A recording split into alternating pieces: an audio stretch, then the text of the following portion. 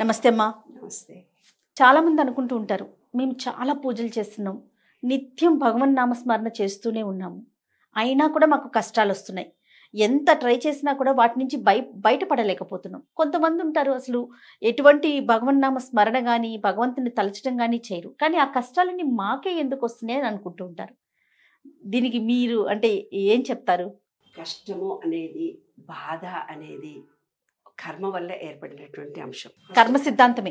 కర్మ సిద్ధాంతం. కర్మ అనేది ఎట్లా ఏర్పడుతుంది అన్నదానికి ఒక ఉదాహరణ చెప్తాను నేను.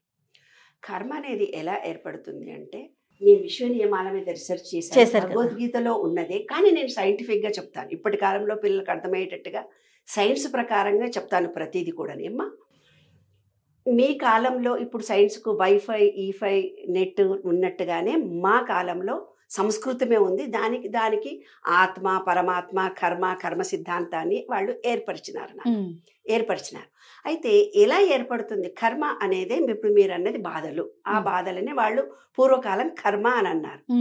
ఒక వ్యక్తి ఒక రకమైన బాధను పడుతున్నాడంటే కర్మ అంటే ఏంటో ఫస్ట్ మనం తెలుసుకోవాలి. కర్మ అనేది ఈ విశ్వం తయారయ్యేటప్పుడు విశ్వంలో 12 లాస్ ఉన్నాయి. 12 లాస్ అంటే భగవద్గీతలో విశ్వరూప సందర్శన చూపిస్తాడు.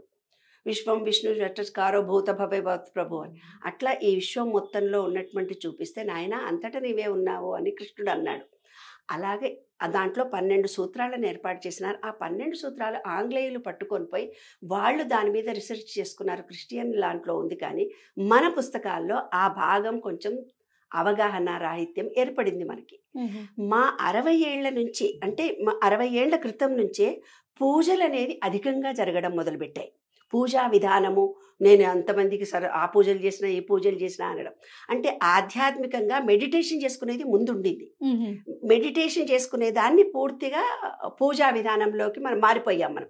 కానీ దానికంటే ముందు కర్మ అంటే ఏంటో తెలిస్తే, కర్మ నివృత్తి ఎలాగా చేసుకోవాలో తెలిస్తే, ఏ రకమైన పూజలు చేయాలో తెలిస్తే జీవితం చాలా ఈజీ అవుతుంది. నేను అక్కడి నుంచి మొదలు పెడుతున్నా.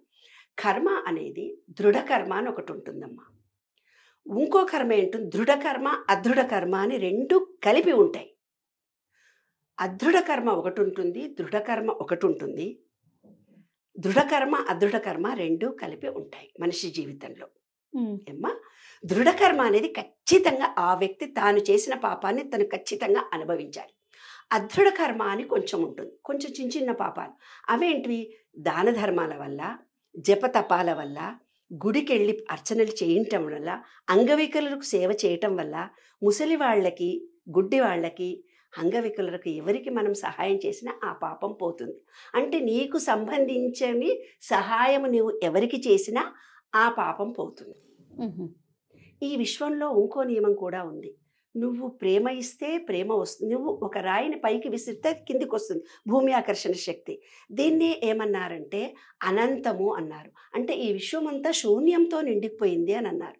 మనం కూడా శూన్యమే, విశ్వం కూడా శూన్యమే. అంటే ఏమీ లేదని అర్థం కాదు, అక్కడ రౌండ్గా ఉందని అర్థం.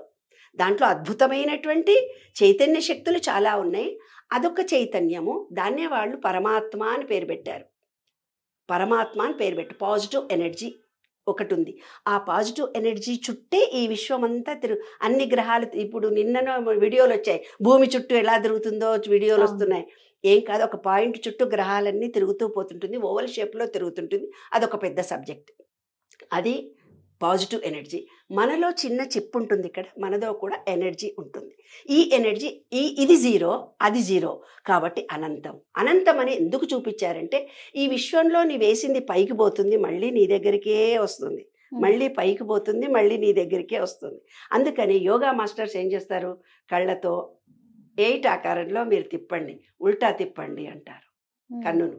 అంటే అనంతంలో మనం నేచర్ క్యూర్ హాస్పిటల్లో 8 ఆకారంలో నడవమంటారు. 8 ఆకారంలో అవన్నీ కాదమ్మా, అవి ఉట్టి గుర్తులుగా మనకిచ్చారు. ఈ విశ్వం అంటూ జీరో, మనం కూడా ఒక జీరో. అంటే విశ్వంలో మనం ఏమిస్తున్నామో అదే మనం పొందుతున్నాము. ఈ విశ్వం పంచభూతాలతో నిర్మితమైంది, మన బాడీ కూడా పంచభూతాలతో నిర్మితమే. ఒక పాపం చేసింది అదృఢ కర్మ అన్న. అదృఢ కర్మ అని చేసింది మళ్ళీ మనం ఫ్రీగా సర్వీస్ చేసినప్పుడు మళ్ళీ మనకు వచ్చేసి అది బ్లెస్సింగ్స్గా తిరిగి మనకు వస్తుంది. దృఢ కర్మ అంటే చాలా కొన్ని తెలియని పాపాలు ఏవో చేస్తుంటే అది ఖచ్చితంగా ఆ వ్యక్తి. కానీ రెండవ పాపం ఎలా ఉంది, దృఢకర్మ ప్లస్ అదృఢకర్మ రెండూ కలిపి ఉంది. అప్పుడేమవుతుందంటే ఒక అబ్బాయి 10th క్లాస్ పరీక్ష రాయడానికి వెళ్తాడు. 10th క్లాస్ పరీక్ష వాళ్ళ అమ్మ వాళ్ళకి ఎవరో జాతకాలు చూపించింటారు. చూపించి ఏం చెప్పింటారంటే, అమ్మ మీ పిల్లగానికి జపాలు చేయించండి, చేస్తే మంచిగా అవుతుంది అంటే వాళ్ళు ఏదో జపాలు చేయించుంటారు. వీడు కూడా దేవుడికి దండం పెట్టుకోరింటాడు. అయితే అన్ని పరీక్షలు రాసి లాస్ట్ పరీక్ష నాడు కాలు ఫ్రాక్చర్ అవుతుంది. లేకపోతే అన్ని పరీక్షల్లో 31 మార్కు వస్తుంది ఒక పరీక్షలో వాడికి. అంటే అదృఢకర్మ పోయింది, దృఢకర్మ వాడు అనుభవించాలి. దృఢకర్మ ప్లస్ అదృఢకర్మ రెండు ఉన్నాయి కదా ఇక్కడ. అవునవును.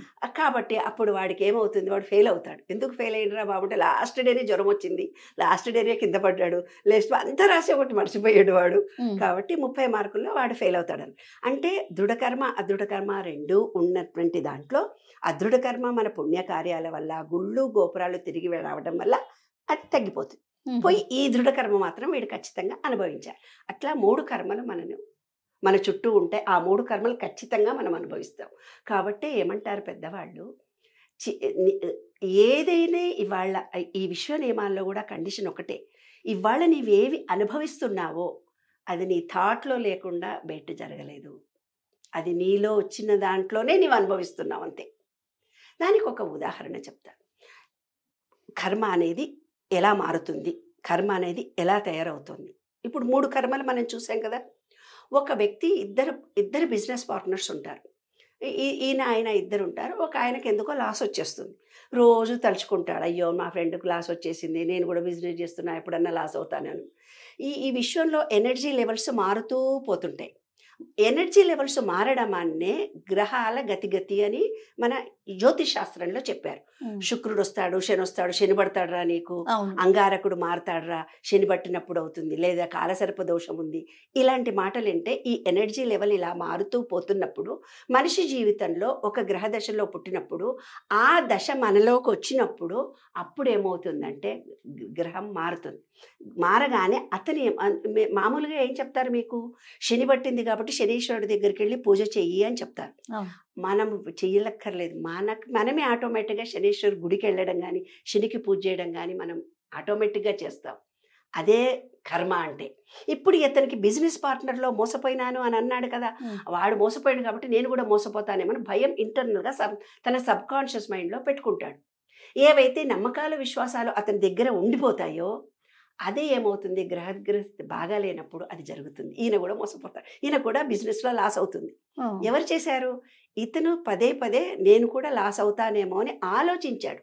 తన సబ్ కాన్షియస్ మైండ్లో ఒక ఫీలింగ్ని ఏర్పరుచుకున్నాడు. అప్పుడు ఎప్పుడైతే నెగటివ్ ఫీలింగ్లోకి ఇతను ఎంటర్ అయ్యినాడో ఇతని గ్రహదశలు మారుతూ ఉన్నప్పుడు అది ఎఫెక్ట్ ఇస్తుంది అన్నమాట. అంటే విశ్వం ఒక ఎనర్జీ లెవెల్తో పోతుంటుంది, మన మాట మన ఆలోచన కూడా ఒక ఎనర్జీ లెవెల్తో ఉంటుంది. దీన్నే కర్మ అన్నారు. సో దీన్ని ఖచ్చితంగా మనం ఎన్ని పూజలు చేసినా ఎంత చేసినా కూడా అనుభవించాల్సింది ఉంటే ఖచ్చితంగా అనుభవించి తీరాల్సింది, అంతే కదమ్మా. దాని నుంచి మనం తప్పించుకో. అయితే భావాలను మార్చుకుంటే కర్మను మార్చుకోవచ్చు. ఓకే, అంటే మన ఆలోచన విధానాన్ని మార్చుకుంటే తనలో పరివర్తన కలిగి తన సబ్ కాన్షియస్ మైండ్లో ఉన్న పాపాన్ని తొలగించుకునే మార్గాలు కూడా ఉన్నాయి.